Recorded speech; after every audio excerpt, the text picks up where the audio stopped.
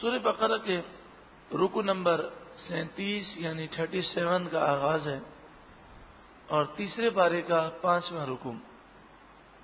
یا ایھا الذین آمنو، اے ایمان والوں،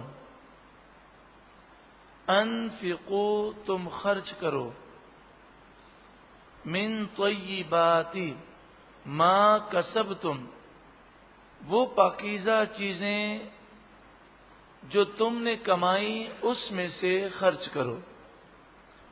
یہاں خرچ کرنے سے مراد زکوٰۃ، صدقہ واجبہ، صدقہ نافلہ سب ہے. یعنی انفقوا جو ہے یہ سب کے لیے ہے. جو واجب ہے، جو فرض ہے وہ بھی خرچ کرو، اور جو نفل ہے وہ بھی خرچ کرو. جو کام تم پر ضروری ہے وہ بھی کرو، اور اس کے علاوہ بھی غریبوں کی تم مدد کرو. من طیبات پاکیزہ، تو پاکیزہ کمائی سے خرچ کرو. حدیث پاک میں ہے، ترمذی شریف کتاب تفسیر القرآن، عن ابی ہریرہ رضی اللہ تعالی عنہ قال قال رسول اللہ صلی اللہ علیہ وسلم. حضرت ابو ہریرہ رضی اللہ تعالی عنہ سے روایت ہے، رسول اللہ صلی اللہ علیہ وآلہ وسلم نے ارشاد فرمایا، یا ایھا الناس، اے لوگوں، ان اللہ طیب، بے شک اللہ طیب ہے، پاک ہے.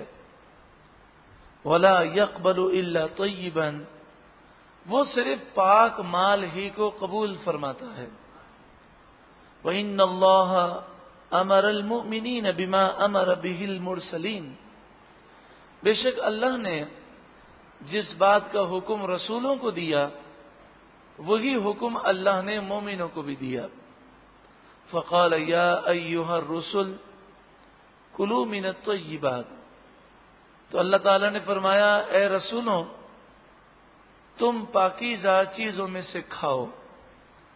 وَاعْمَلُوا صَالِحًا، اور اچھے عمل کرتے رہو. انی بما تعملون علیم، بے شک میں تمہارے تمام کاموں کو جاننے والا ہوں. وقال، اور اللہ تعالیٰ نے فرمایا، یا ایھا الذین آمنوا، اے ایمان والوں، کلوا من طیبات ما رزقناکم، کھاؤ اس پاکیزہ کمائی سے کہ جو ہم نے تمہیں عطا فرمائی. قال وذکر الرجل، پھر نبی اکرم صلی اللہ علیہ وآلہ وسلم نے ایک مرد کا ذکر کیا. یطیل السفر، وہ لمبا سفر کرتا ہے. اشعث اغبر یمد یدہ الی السماء، مسافر ہے، بال بکھرے ہوئے ہیں، پورا جسم مٹی سے اٹا ہوا ہے، اور وہ آسمان کی طرف اپنے ہاتھ لمبے کرتا ہے. مسافر کی دعا قبول ہوتی ہے. پھر ایسی حالت کہ بال جو ہیں وہ اٹے ہوئے ہیں مٹی سے، جسم پر مٹی لگی ہوئی ہے، اور پھر ہاتھ آسمان کی طرف بلند کر کے وہ دعا کر رہا ہے. یعنی دعا کی قبولیت کے سارے آثار جمع ہیں. یا ربی یا ربی، وہ کہتا ہے، اے میرے رب، اے میرے رب. وَمَطْعَمُهُ حرام، لیکن اس کا حال یہ ہے کہ اس کا کھانا حرام ہے. وَمَشْرَبُهُ حرام، اور اس کا پینا حرام ہے. وَمَلْبَسُهُ حرام، اور اس کا لباس حرام ہے. وَغُذِّيَ بِالْحَرام، اس کی غذا حرام ہے. فَأَنَّى يُسْتَجَابُ لِذَلِكَ، تو اب اس کی دعا کیسے قبول ہوگی؟ حرام کھانے والے کی دعائیں قبول نہیں ہوتی. اور یہاں پر طیبات کا ذکر ہے. اللہ کی راہ میں مال انسان خرچ کرے، حج کرے، عمرے کرے، لیکن اس سے زیادہ اہم ہے کاروبار کے دوران وہ احتیاط کرے، جھوٹ سے بچے، ہر قسم کے فراڈ سے، ہر قسم کے حرام سے بچے.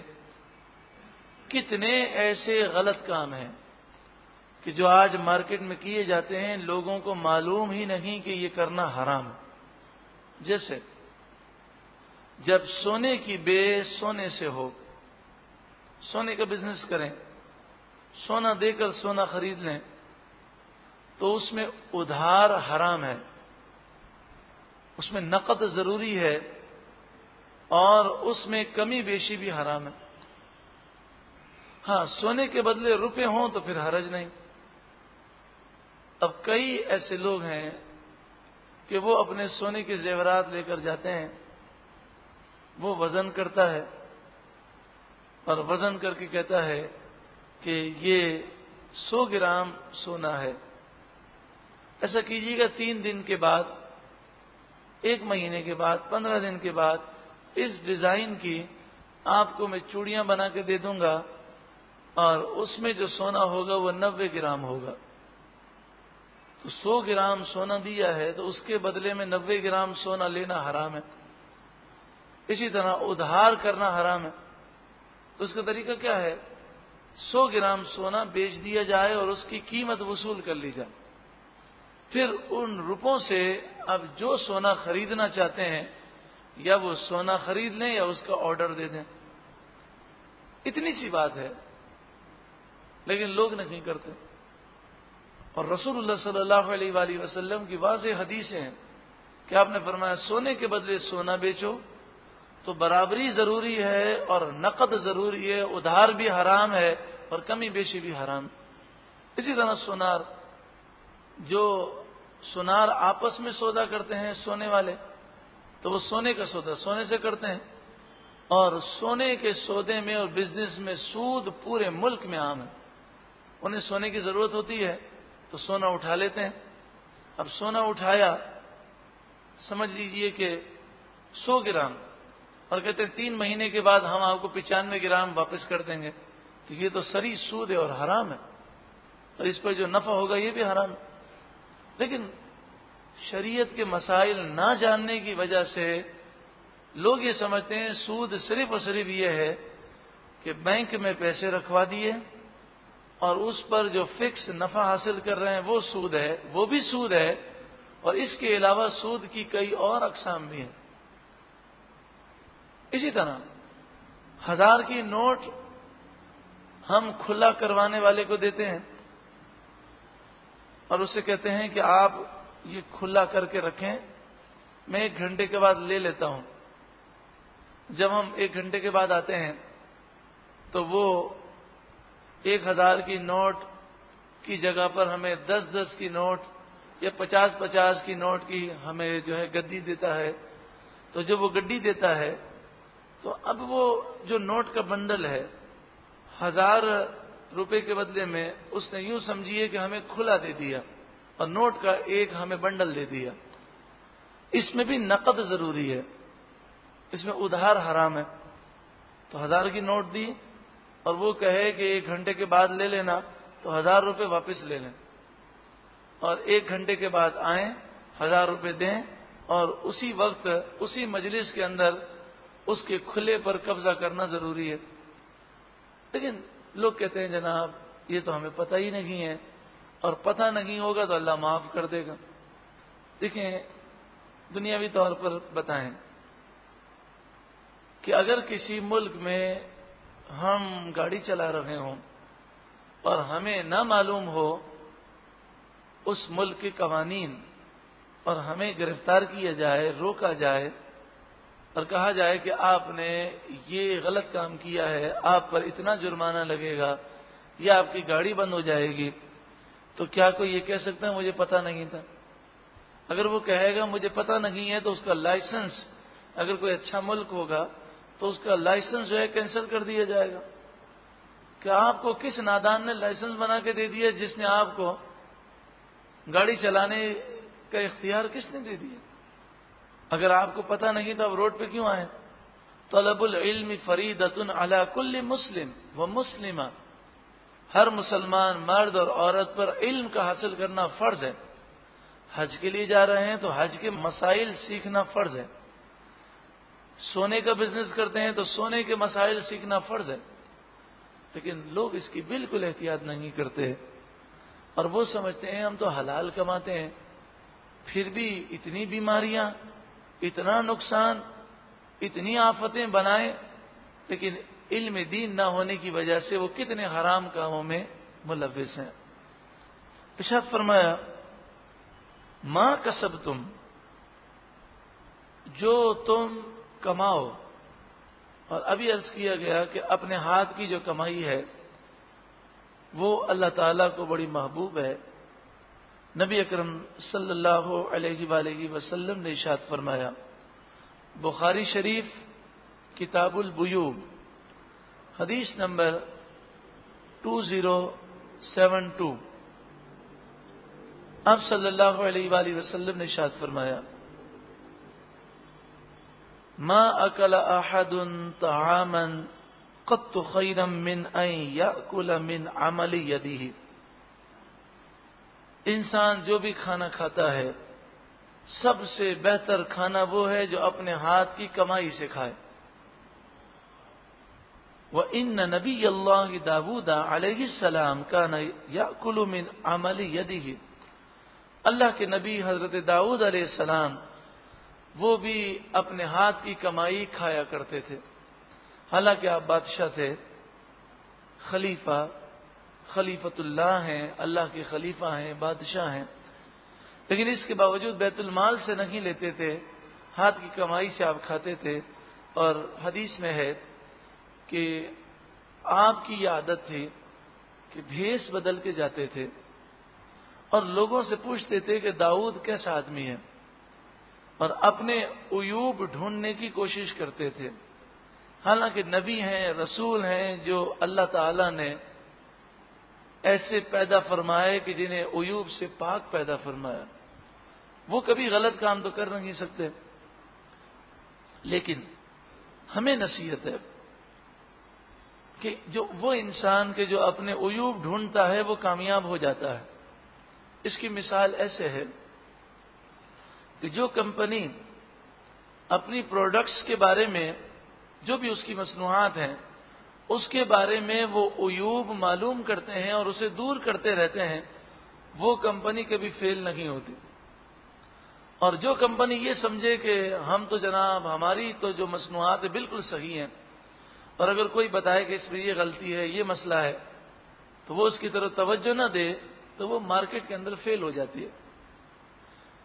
تو ہمیں اللہ کے حضور حاضر ہونا ہے، تو یہ عیوب دور ہو جائیں تو اچھا ہے۔ تو حضرت داؤد علیہ السلام لوگوں سے پوچھتے، ایک دن جبریل امین انسانی شکل میں آئے، داؤد علیہ السلام کی توجہ نہ ہوئی۔ آپ نے جبریل امین سے پوچھا داؤد کیسا آدمی ہے؟ تو جبریل امین نے عرض کی داؤد علیہ السلام ہیں تو بہت اچھے کہ وہ اپنے ہاتھ کی کمائی کھائیں، بیت المال سے وظیفہ لیتے ہیں۔ تو اس پر آپ رونے لگے اور رب کی بارگاہ میں دعا کی، اے مالک و مولا، اے پروردگار، تو مجھے کوئی ہنر سکھا دے۔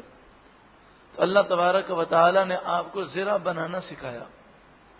وہ لوہے کی جیکٹ جو سینے اور کمر پر وہ تلوار کے واروں کو روکتی ہے، وہ لوہے کی جیکٹ آپ بناتے، اور اللہ تعالیٰ نے آپ کو یہ معجزہ عطا فرمایا کہ لوہا آپ کو پگھلانے کی ضرورت نہ ہوتی، لوہے کو ہاتھ میں لیتے وہ تو موم کی طرح نرم ہو جاتا، اور اس سے آپ زرہ بناتے۔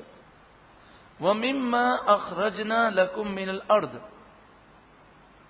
اور تم خرچ کرو اس پیداوار سے جو ہم نے پیدا کی تمہارے لیے زمین سے، یعنی پیداوار میں سے بھی زکوٰۃ دینی ہے، جسے شرعی اصطلاح میں عشر کہتے ہیں۔ عشر کا جہاں تک تعلق ہے، جو بھی پیداوار ہوگی اس کا 10% اور بعض صورتوں میں 5% اللہ کی راہ میں دینا ہوگا۔ زکوٰۃ میں تو یہ ہے نا کہ ایک مال کی مخصوص مقدار ہے اور سال میں ایک دفعہ ہمیں زکوٰۃ دینی ہے۔ پیداوار کے اندر نہ تو اس کی کوئی مخصوص مقدار ہے، کم پیداوار ہو یا زیادہ پیداوار، دونوں صورتوں میں اس میں سے عشر نکالنا، اور اسی طرح جب پیداوار ہوتی رہے عشر نکالتا رہے گا۔ مثلا 10 سیب اتارے تو 10 سیب میں سے 1 سیب اللہ کی راہ میں دینا ہوگا، جبکہ 10% دینا لازم ہو۔ اب سوال یہ ہے کہ کون سی پیداوار ہے، فصلیں ہیں کہ جن پر پھلوں پر، پھلیوں پر اور اناج پر 10% دینا ہے، اور کون سی ایسی صورتیں ہیں کہ 5% دینا ہے۔ بخاری شریف کتاب الزکوٰۃ حدیث نمبر 1483، نبی اکرم صلی اللہ علیہ وآلہ وسلم نے ارشاد فرمایا، فیما سقط السماء والعیون او کان عصریا العشر، ایسے باغات اور ایسی زمینیں کہ جس میں ہمیں محنت مشقت کر کے پانی نہ دینا پڑے، بارش چشموں سے وہ زمینیں سیراب ہو جایا کریں،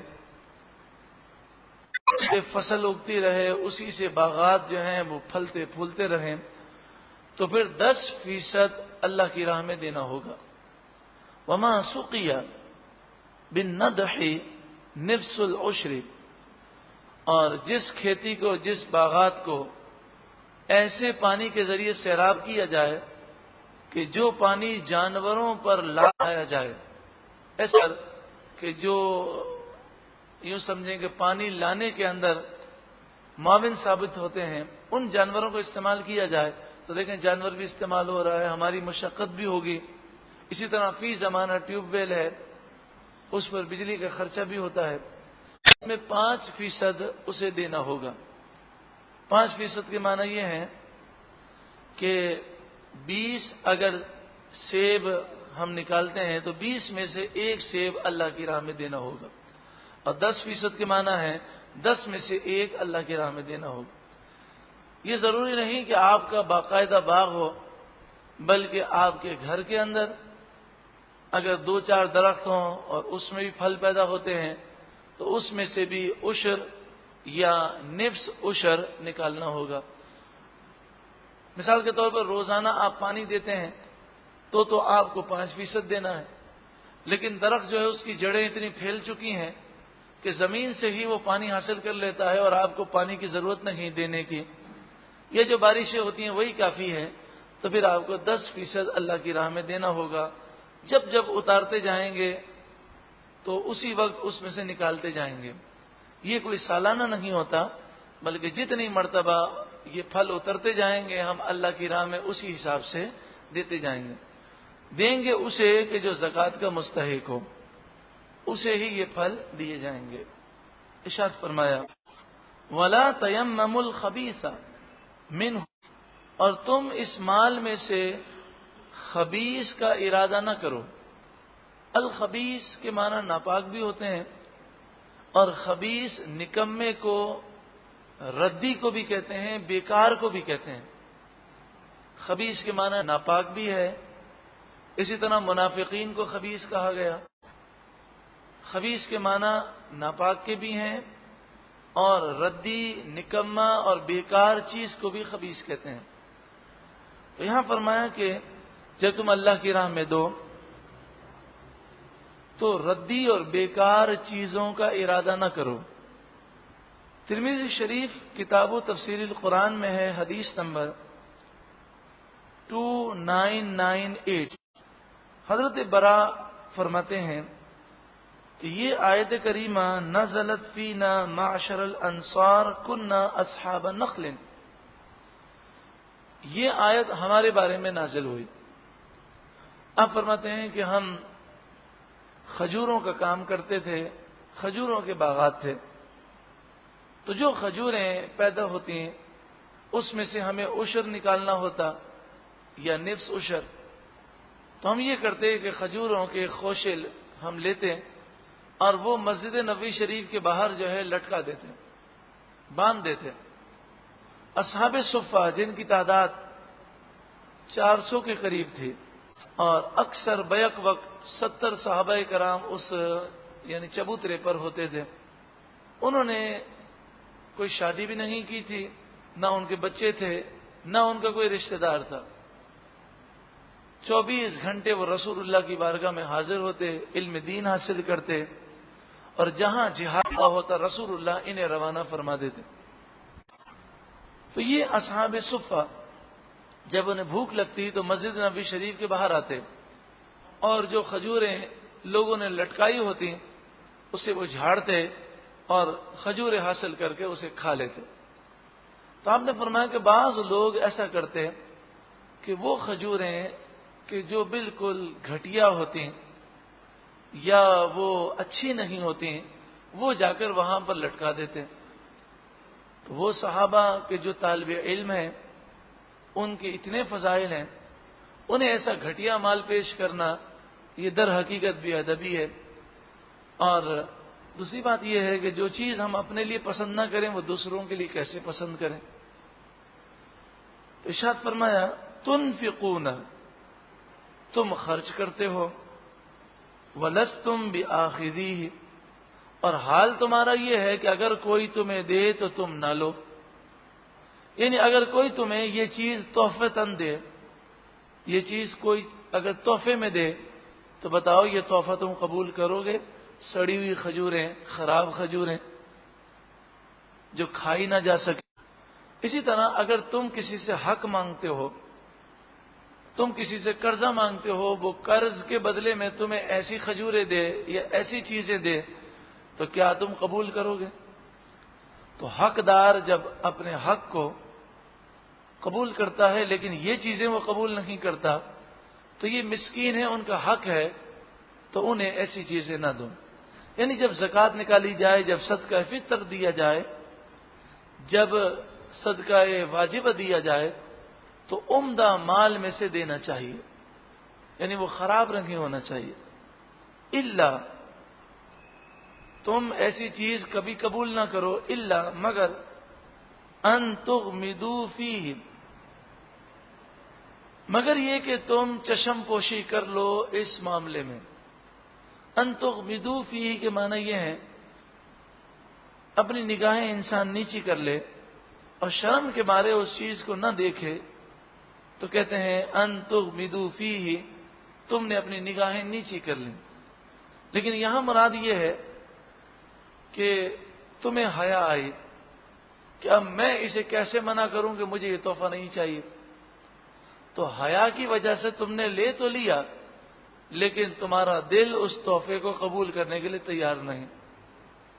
حضرت برا کہتے ہیں جب یہ آیت نازل ہوئی فَكُنَّا بَعْدَ ذَلِكَ يَأْتِي أَحَدُنَا بِصَالِحٍ مَا عِنْدَهُ، اس کے بعد کا یہ معمول تھا ہمارا کہ ہم جب اللہ کی راہ میں خرچ کرتے، خصوصاً اصحاب صفہ کو پیش کرتے تو اعلیٰ سے اعلیٰ مال ان کی خدمت میں پیش کرتے. ہمیں بھی چاہیے کہ اللہ کی راہ میں، جیسے کہ بعض لوگوں کا طریقہ ہے، اللہ تعالیٰ انہیں جزائے خیر عطا فرمائے، جب کھانا پکتا ہے، قربانی ہوتی ہے تو وہ اعلیٰ سے اعلیٰ کھانا، اعلیٰ سے اعلیٰ گوشت وہ پہلے نکالتے ہیں اور غریبوں کو پہلے دیتے ہیں. اور بعض وہ لوگ ہوتے ہیں کہ پہلے نہیں دیتے، فریج میں رکھتے ہیں، پھر فریج میں بھی اب یہ لگتا ہے کہ اب خراب ہو جائے گا، اب تو 10 دن ہو گئے، تو پھر ایسی چیز کہ بسا اوقات بدبو آ رہی ہوتی ہے، معلوم بھی ہوتا ہے کہ سڑی ہوئی ہے، کچھ اس میں مہک ہے، تو وہ اٹھا کر ماسی کو دے دی. پھر بعض ماسیاں کیا کرتی ہیں کہ وہ شرم کے مارے لے تو لیتی ہیں لیکن آگے جا کر وہ پھینک دیتی ہیں. تو اس کے بجائے اگر ہم یہ اپنا معمول بنا لیں کہ یا تو کھانا کھانے سے پہلے یا ہم نے کھانا کھا لیا، جو کھانا بچ گیا وہ ہم فوراً اللہ کی راہ میں دے دیں تاکہ جسے ملے وہ خوش ہو کہ تازہ تازہ ہمیں کھانا دیا گیا. یہ جب سے یہ ٹھنڈی الماری ایجاد ہوئی ہے، پہلے لوگ اس کو ٹھنڈی الماری کہتے تھے، اب اس کو فریج کا نام دیا گیا. تو جب سے یہ ٹھنڈی الماری ایجاد ہوئی ہے اس وقت سے غریبوں کا حق بہت مارا جاتا ہے. نہ قربانی کے گوشت کے اندر اتنا حصہ دیا جاتا ہے، ہر ایک کو فکر ہوتی ہے کہ ہمارا فریزر جو ہے، ہمارا فریزر وہ بھر جائے، اور جب تک ایک کونے میں جگہ باقی ہے، جب تک وہ اچھی طرح ٹھونس کر گوشت کو بھر نہ دیا جائے اس وقت تک گھر والوں کو چین نہیں آتا. یہ طریقہ ہرگز مناسب نہیں ہے. ویسے بھی سائنسی طور پر فریج میں جو برف بنا دیا جاتا ہے گوشت، اس کو جو استعمال کیا جاتا ہے وہ صحت کے لیے سخت نقصان دہ ہے، کئی بیماریاں اس سے ہوتی ہیں۔ تو انسان جو ہے اگر محفوظ بھی رکھنا ہے تو چند دنوں کے لیے رکھے۔ ایسے بھی لوگ ہیں کہ جن کے گھروں پر گوشت جو ہے ایک ایک سال تک محفوظ رہتا، پھر بقرعید آنے لگتی ہے تو جلدی جلدی وہ گوشت جو ہے اس سے فریج کو جو ہے خالی کرتے ہیں اور پھر دوبارہ بھر لیتے ہیں۔ تو جتنا ہو سکے ہم غریبوں کو تازہ تازہ مال دیں تاکہ ان کی دعائیں زیادہ لگیں اور ان کا دل زیادہ سے زیادہ خوش ہو، کہ جب ان کا دل خوش ہوگا اللہ تعالی ہم پر خصوصی کرم فرمائے گا۔ وَاعْلَمُوا، اور خوب جان لو، ان اللہ غنی حمید، بے شک اللہ تعالی غنی ہے، حمید ہے۔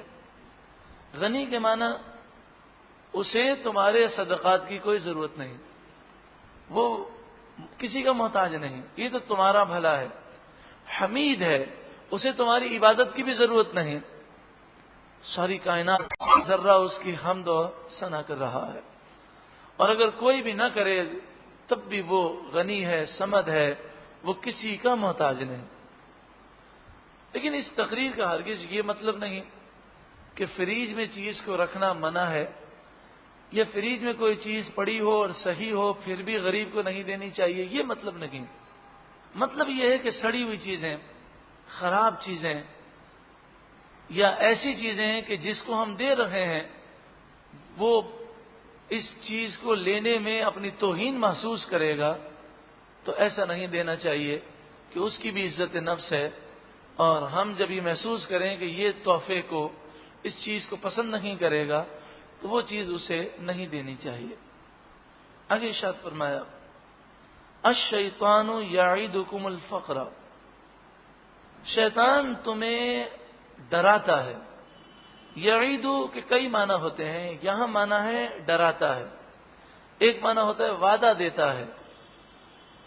الشیطان یعدکم الفقر، وہ تمہیں محتاجی سے ڈراتا ہے۔ وَيَأْمُرُكُمْ بِالْفَحْشَاءِ، اور تمہیں بے حیائی کا حکم دیتا ہے۔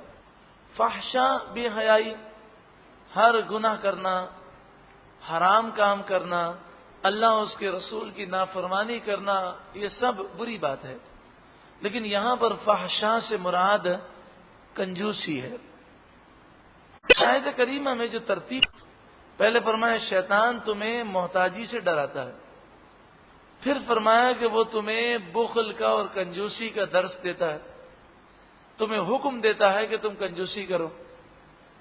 مفسرین فرماتے ہیں بات یہ ہے کہ شیطان یہ بات جانتا ہے کہ کنجوسی کرنا اتنی بری چیز ہے کہ لوگ اس سے نفرت کرتے ہیں، تو ڈائریکٹ وہ کہے گا کہ کنجوسی کرو تو کوئی اس کی بات نہیں مانے گا، تو پہلے وہ فقر سے ڈراتا ہے۔ حالات اگر خراب ہو گئے تو بینک بیلنس ہونا چاہیے، بینک بیلنس میں لاکھ روپے پڑے ہیں، پھر وہ سوچتا ہے اگر ایسی بیماری آ گئی کہ اگر 5 لاکھ کی ضرورت پڑ گئی تو کم از کم بینک بیلنس میں 10 لاکھ روپے ہونا چاہیے، پھر 10 لاکھ روپے بینک بیلنس میں ہو گئے، پھر وہ سوچتا ہے کہ اگر کسی نے ناجائز مجھ پر مقدمہ بنا دیا تو کروڑوں روپے بینک بیلنس میں ہونا چاہیے۔ یہ جتنے بڑے بڑے مالدار ہیں کہ جن کے نمبر لگے ہوئے ہیں کہ کوئی دنیا میں دوسرے نمبر پر ہے تو کوئی دنیا میں چوتھے نمبر پر ہے، اربوں پتی کھربوں پتی ہیں، لیکن پھر بھی وہ مال جمع کرنے میں لگے ہوئے ہیں۔ اس کی وجہ یہی ہے، وہ یہ سوچتے ہیں کہ کبھی حالات بدل گئے، کبھی حکومت کا تختہ پلٹ گیا، اگر حکومت کا تختہ پلٹ گیا اور ہمیں لوگوں کو رشوت دینی پڑی اپنی جان چھڑانے کے لیے تو بہت مال ہونا چاہیے۔ تو شیطان جو ہے فقر سے ڈراتا ہے، محتاجی سے ڈراتا ہے، اور بے حیائی کا یعنی بخل کا درس دیتا ہے، بخل کی تعلیم دیتا ہے، بخل کا حکم دیتا ہے۔ اس سے معلوم یہ ہوا کہ شیطان گناہ کا حکم دیتے وقت اسے اچھے اچھے عنوانات دے دیتا ہے، رنگین عنوانات گناہوں کو دیتا ہے۔ جیسے بے پردگی بے حیائی ہے تو اس کو بولڈ ہونا، یہ بچی تو بڑی بولڈ ہے، یعنی نامحرم مردوں سے بلا جھجک بے شرمی کے ساتھ، بے حیا، بے پردگی کے ساتھ گفتگو کر لیتی ہو اور کسی نامحرم کے ساتھ وہ اکیلی چلے بھی جاتی ہو اور وہ بزنس بھی کرتی ہو، اسی طرح نامحرم مردوں کے ساتھ وہ ایک ساتھ پڑھتی ہو، تو اسے کوئی بے حیا، بے پردہ، بے شرم عورت نہیں کہتا، کہتے بڑی بولڈ ہے، بڑی روشن خیال ہے، بڑی ماڈرن ہے، بڑی زمانے کے تقاضے کے مطابق زندگی گزارتی ہے۔ یعنی کتنے شیطان نے بے حیائی کو اچھے اچھے عنوانات دے دیے۔ تو یہاں پر وہ کفایت شعاری کا، آج کل کنجوسی کو شیطان نام دے رہا ہے کفایت شعاری، بچت۔ تو بچت کے نام پر، کفایت شعاری کے نام پر لوگ کنجوسی کرنے میں لگے ہوئے ہیں۔ اس سے بڑی بے حیائی کیا ہوگی؟ غریب اس کا بھائی تڑپ تڑپ کر جان دے رہا ہے اور وہ بینک بیلنس ہی بڑھانے میں لگا ہوا ہے، تو اس لیے بخل کو بے حیائی کہا گیا۔ واللہ یعیدکم مغفرۃ منہ وفضلا، اور اللہ تم سے وعدہ فرماتا ہے اپنی طرف سے مغفرت کا، وفضلا، اور فضل کا۔ مغفرت سے مراد ہے آخرت میں اللہ صلہ عطا فرمائے گا، اور فضلن سے مراد ہے اللہ دنیا میں اس کا صلہ عطا فرمائے گا۔ واللہ واسع علیم، اور اللہ وسعت والا، علم والا ہے، وہ واسع ہے، اس کی راہ میں مال خرچ کرو گے اللہ تمہیں اور عطا فرمائے گا۔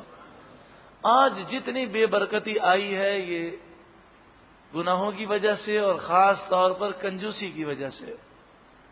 حدیث پاک ہے، نبی اکرم صلی اللہ علیہ وآلہ وسلم ارشاد فرماتے ہیں، بخاری شریف کتاب الہبہ، حدیث نمبر 2590، حضرت اسماء جو حضرت عائشہ صدیقہ رضی اللہ تعالی عنہا کی بہن ہیں اور حضرت صدیق اکبر کی بیٹی ہیں، عن اسماء ان رسول اللہ صلی اللہ علیہ وسلم قال، حضرت اسماء فرماتی ہیں کہ رسول اللہ صلی اللہ علیہ وآلہ وسلم نے ارشاد فرمایا، انفقی، اے اسماء اللہ کی راہ میں مال خرچ کر، ولا تحسی، اور گنتی نہ کر،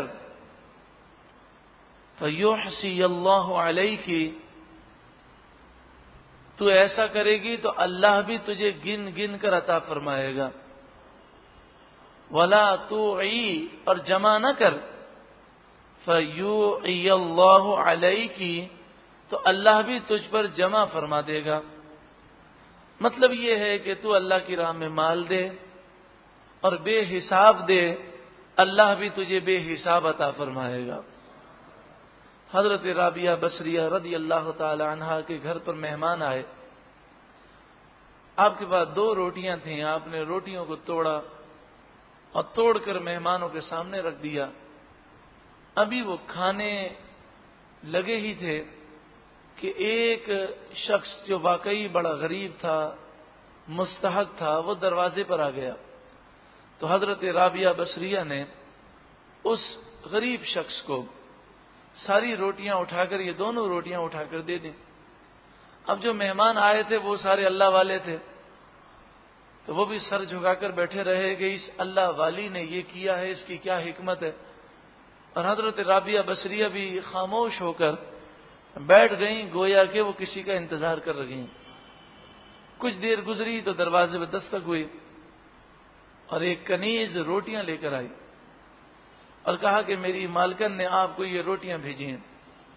آپ نے روٹیاں گنی تو آپ نے فرمایا یہ تو 18 روٹیاں ہیں، جاؤ، یہ میری نہیں ہیں، کسی اور کی ہیں۔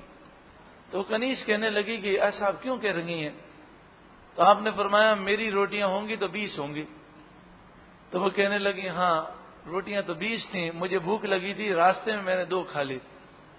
تو آپ نے فرمایا جا، میں نے تجھے 2 معاف کی اور آپ نے 18 روٹیاں لے لی۔ اور آپ نے فرمایا جب میں نے اللہ کی راہ میں 2 دی ہیں تو کم از کم اللہ تعالیٰ مجھے 10 گنا تو ضرور عطا فرمائے گا، 2 کے بدلے 20 روٹیاں تو ملنی ہیں۔ اتنا یقین تھا اللہ کی ذات پر. ارشاد فرمایا یؤتی الحکمت من یشاء، اللہ جسے چاہتا ہے حکمت عطا فرماتا ہے. یؤتی الحکمت، حکمت سے مراد کیا ہے؟ قرآن اور حدیث اور سنت نبوی کا علم، فہم، عقل اور اس کے مطابق درست فیصلہ کرنے کی قوت. حکمت سے کیا مراد ہے؟ قرآن و سنت کا علم، اس کا فہم اور عقل قرآن و حدیث کے مطابق فیصلہ کرنے کی قوت رکھے تو اسے حکمت کہتے ہیں. اللہ جسے چاہتا ہے حکمت عطا فرماتا ہے. وَمَن يُؤْتَ الْحِكْمَةَ، اور جسے حکمت دی گئی، فَقَدْ أُوتِيَ خَيْرًا كَثِيرًا، تو اسے خیر کثیر دیا گیا. یہاں پر اللہ کی راہ میں مال خرچ کرنے کا ذکر تھا، پھر آگے حکمت کا ذکر آ گیا. تو یہ بتایا جا رہا ہے کہ کنجوسی کرنا یہ دانائی نہیں ہے. دانائی اور حکمت اور عقل مندی یہ ہے کہ انسان اللہ کی راہ میں مال خرچ کرے. کیونکہ جب تک ہمارے گھروں پر مہمان آتے رہے اور ہم بغیر کسی تنگی دل کے خوشی خوشی مہمان نوازی کرتے رہے، اور جب تک ہمارے دسترخوان سے پہلے غریبوں کو کھانا پہنچتا رہا، کبھی ایسی بیماریاں نہ تھیں، کبھی گھر میں لڑائی جھگڑے نہ تھے، کبھی یہ پریشانیاں نہ تھیں، اور جب سے ہم نے یہ سارے نیک اعمال چھوڑ دیے، بے برکتی ہی بے برکتی ہے. رسول اللہ صلی اللہ علیہ وآلہ وسلم نے ارشاد فرمایا کہ تم جب کسی کو اللہ کی راہ میں دیتے ہو، یعنی حدیث کا جو مضمون ہے وہ پیش کیا جا رہا ہے، تو ایک ٹکڑا بھی اگر کسی کو دیتے ہو تو بند مت کرنا. تمہیں نہیں معلوم کہ تمہیں روزی کس وجہ سے مل رہی ہے. ہو سکتا ہے یہ ایک روٹی کا ٹکڑا جو تم کسی کو دیتے ہو اسی کی وجہ سے تمہیں روزی مل رہی ہو. تم نے یہ بند کیا، تمہاری روزی اللہ نے بند کر دی. تو ایسا ہی ہو رہا ہے کہ انسان جیسے جیسے مسائل پیدا ہوتے جا رہے ہیں، وہ اپنے اخراجات اور اپنے بال بچوں کے اخراجات میں تو کوئی کمی نہیں کرتا، وہ ماں باپ کے اخراج کرتا ہے. وہ کہتا ہے اب ذرا میرے بچے اسکول جانے لگے ہیں، اب اخراجات بڑھ گئے ہیں، تو اب میں آپ کو مزید کم دوں گا. وہ اس طرح کی کٹوتیاں کرتا ہے اور پھر روتا ہے کہ پتہ نہیں کیا ہو گیا، کسی نے جادو کر دیا، بالکل بندش ہو گئی. اللہ تعالی مجھے بھی اور آپ سب کو عمل کی توفیق عطا فرمائے. حدیث پاک ہے باب العلم، حدیث نمبر 73، مسلم شریف کتاب صلاۃ المسافرین. حضرت عبداللہ بن مسعود رضی اللہ تعالی عنہ سے روایت ہے، حضور صلی اللہ علیہ وآلہ وسلم نے ارشاد فرمایا. اس حدیث کو کیوں پیش کیا گیا؟ کیونکہ حکمت کا ذکر ہے. تو حکمت کے کیا فضائل ہیں؟ آپ نے فرمایا لا حسد الا فی اثنتین، رشک کرنا اور کسی کو حسرت کی نگاہ سے دیکھنا جائز نہیں. ہاں، دو آدمیوں کو حسرت سے دیکھنا چاہیے، یعنی یہ تمنا کرنی چاہیے کہ اے اللہ تو ہمیں بھی ایسا بنا دے. ورنہ کروڑ پتی آدمی ہو، ارب پتی ہو، دنیا کا بادشاہ ہو، اسے دیکھ کر بھی یہ تمنا نہیں کرنی چاہیے کہ اے اللہ تو مجھے ایسا بنا دے. ہاں، دو ایسے شخص ہیں کہ جن کے بارے میں تمنا ہونی چاہیے کہ اے اللہ تو ہمیں ایسا بنا دے. رجل آتاہ اللہ مالا، ایک ایسا شخص جسے اللہ نے مال دیا، فسلط علی ہلاکتہ فی الحق، اور وہ اتنا اللہ کی راہ میں مال خرچ کرتا ہے کہ خوب اللہ کی راہ میں وہ مال خرچ کرتا ہے.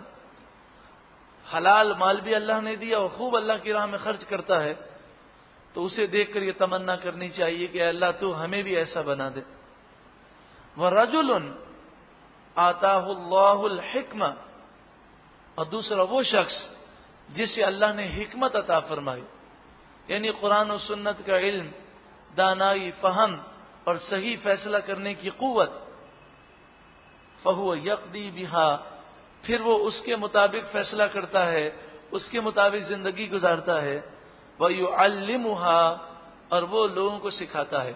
یعنی جو عالم باعمل ہے اور لوگوں کو علم دینے والا ہے، اسے دیکھ کر ضرور حسرت کرنی چاہیے اور تمنا کرنی چاہیے کہ اے اللہ تو ہمیں بھی اور ہماری اولاد کو بھی ایسا بنا دے. وَمَن يُؤْتَ الْحِكْمَةَ فَقَدْ أُوتِيَ خَيْرًا كَثِيرًا، اور جسے حکمت دی گئی اسے تو خیر کثیر دیا گیا، بہت بہت بہت بھلائی دی گئی. حضرت علامہ خازن فرماتے ہیں کہ خیرن کثیرہ یہ نکرہ ہے، اس کے معنی ہے جسے حکمت مل گئی اسے دنیا اور آخرت کی ہر خیر عطا کر دی گئی. وما یذکر الا اولو الالباب، اور نصیحت نہیں کرتے مگر وہی کہ جو عقل مند ہیں. جو عقل مند ہوتے ہیں وہ ان باتوں کو سمجھ. وما انفقتم من نفقۃ، اور جو کچھ بھی تم اللہ کی راہ میں خرچ کرو. مومن اتنا خوش نصیب ہے کہ جو ہم اللہ کی راہ میں خرچ کرتے ہیں اس پر بھی ثواب ہے، اور جو خود بخود نکل جائے اس پر بھی ثواب ہے. حدیث پاک ہے بخاری شریف کتاب المزارعہ، حدیث نمبر، مزارعت عربی میں کھیتی باڑی کو کہتے ہیں، کتاب المزارعتی، حدیث نمبر 2320.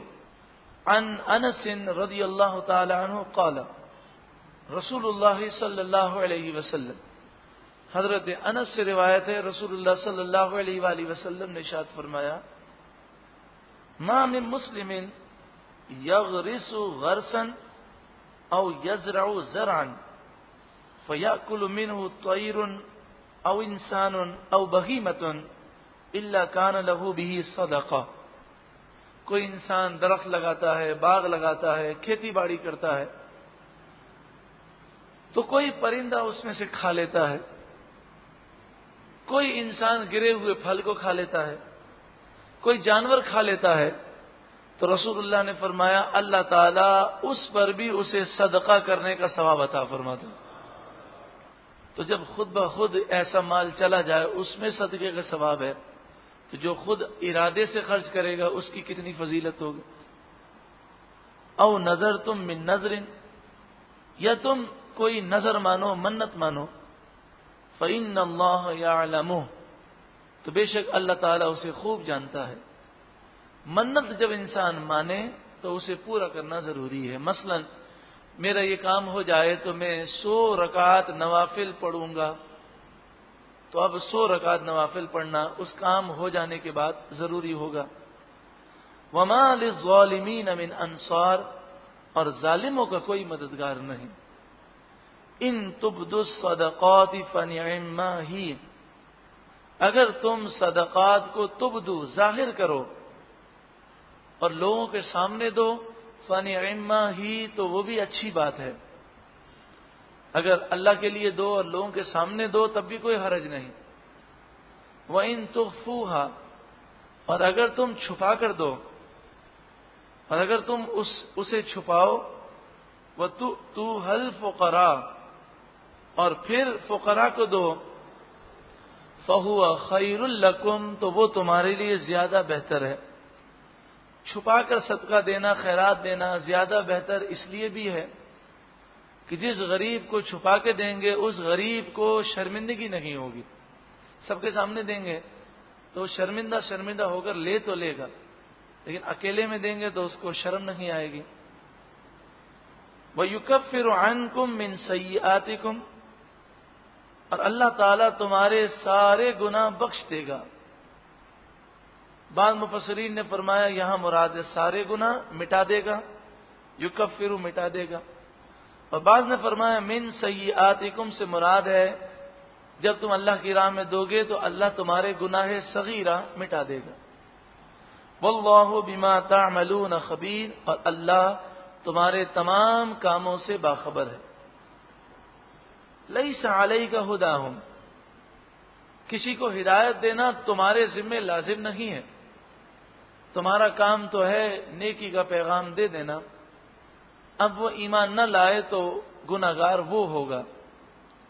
वलाकिन अल्लाह यहदी मन यशा, हाँ लेकिन अल्लाह जिसे चाहता है हिदायत अता फरमाता है।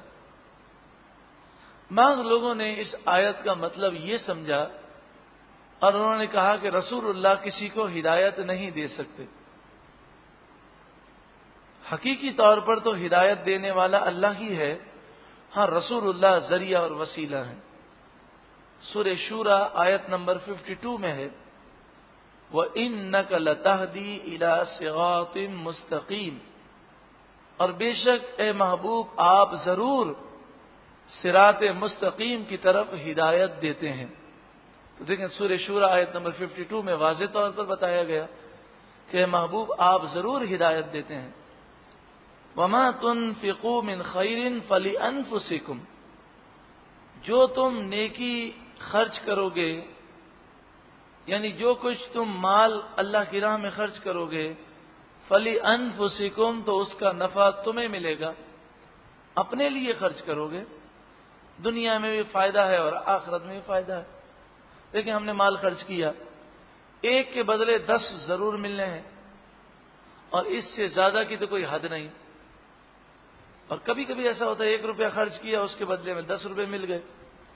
और कभी ये होता है कि 10 रुपए का नुकसान तकदीर में लिखा था, 1 रुपया अल्लाह की राह में खर्च किया तो वो नुकसान बच गया। मसलन किसी के नसीब में ये लिखा था कि उसका एक्सीडेंट होगा और उसके 3-4 लाख रुपए निकल जाएंगे बीमारी के अंदर। उसने अल्लाह की राह में सदका दिया, खैरात दी, किसी गरीब की मदद की, तो अल्लाह तबारक व तआला तो तकदीर बदलने पर कादिर है। जो तकदीर के अटल फैसले हैं उसमें कोई तब्दीली नहीं होती। और कुछ तकदीर के वो फैसले हैं कि जो इंसान की नेकी करने या दुआ की वजह से या खास औलिया की नजर और दुआ की वजह से वो टल जाते हैं। अब उसके 5 लाख रुपए बच गए और 4 महीने तक 6 महीने तक वो बिजनेस ना कर सकता, वो जो नुकसान होगा, वो जो नुकसान होता वो भी बच गया। लेकिन उसे तो नहीं मालूम, वो तो सोच रहा है कि मैंने 10,000 रुपए फलां गरीब को दिए थे और उसकी बीमारी का इलाज करवाया था, मुझे क्या मिला? अरे इतनी बड़ी आफत तुमसे टल गई, तुम्हें पता ही नहीं चला। तो इसलिए हमारा ईमान यही होना चाहिए कि जो भी अल्लाह की राह में देते हैं उसका फायदा दुनिया में भी है और आखिरत में भी है, और जरूर मिलता है। वमा तुनफिकून इल्ला इब्तिगा वजहिल्लाह, और तुम नहीं खर्च करोगे मगर अल्लाह की रिजा चाहने के लिए, यानी अल्लाह की रिजा चाहने ही के लिए तुम्हें खर्च करना चाहिए।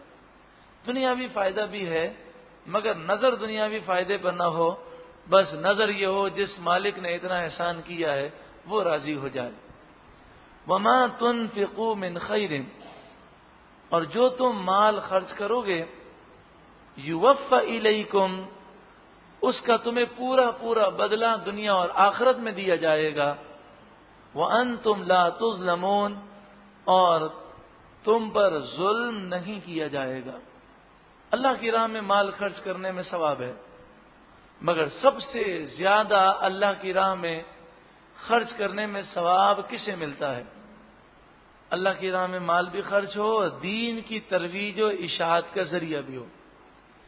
एक बच्चा अपना घर बार छोड़कर अल्लाह की रजा के लिए कुरान और हदीस का इल्म हासिल करने के लिए घर से निकला, तो उस तालिबे इल्म की किफालत करना, उसे खाना खिलाना, उसकी खिदमत करना, ये सबसे बड़ी नेकी है। क्योंकि ये अल्लाह की राह में माल खर्च करना भी है और दीन की तरवीज और इशाअत का जरिया भी है। ये जब आलिम दीन बन जाएगा तो इसके सवाब में इसकी खिदमत करने वाले सब शरीक होंगे, और जब तक वो दीन की खिदमत करता रहेगा सबको सवाब मिलता रहेगा। हमारे उस्ताद मोहतरम एक बड़ा ही दिल सोज वाक़या सुनाते हैं। आप फरमाते हैं कि जब हम बहुत छोटे थे और हम एक मदरसे में पढ़ते थे, तो मदरसा बहुत गरीब था ہمارے استاد محترم حضرت علامہ مولانا خادم حسین رضوی دامت برکاتہم العالیہ، آپ فرماتے مدرسہ بہت غریب تھا، ہمیں نہ ناشتہ ملتا تھا، نہ دوپہر کا کھانا، نہ رات کا کھانا، کھانا اس میں نہیں پکتا تھا، لیکن علم دین کا شوق تھا، اور آپ اس وقت قرآن پاک حفظ کر رہے تھے، بہت چھوٹی عمر تھی۔ آپ فرماتے ہیں کہ 6 سال، 7 سال، 8 سال اس طرح کی کوئی عمر تھی۔ اب آپ نے عمر بتائی، مجھے عمر یاد نہیں، تو بہت چھوٹی عمر تھی۔ آپ فرماتے ہیں کہ ہم روزانہ 2 وقت گاؤں میں ہر ایک کے گھر پر جاتے اور دستک دیتے اور آواز لگاتے، روٹی روٹی۔